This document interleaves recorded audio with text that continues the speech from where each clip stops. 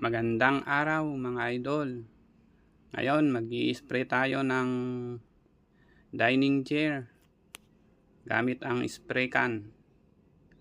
Ang gagamitin natin na varnish ay sanding sealer at saka clear gloss. Ang gusto ng nagpagawa sa dining set ay glossy finish ang kanyang dining, kaya clear gloss ang ating pang top coat. 2 beses po natin ipinatong ang clear gloss para makintab.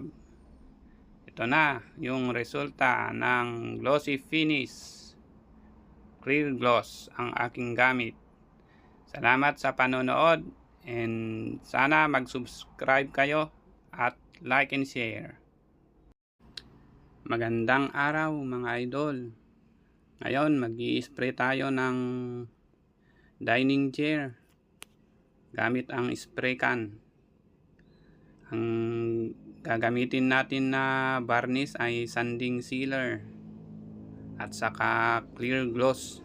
Ang gusto ng nagpagawa sa dining set ay glossy finish ang kanyang dining, kaya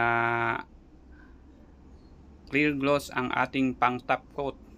2 beses po natin ipinatong ang clear gloss para makintab. Ito na yung resulta ng glossy finish.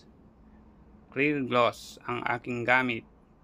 Salamat sa panonood and sana mag-subscribe kayo at like and share.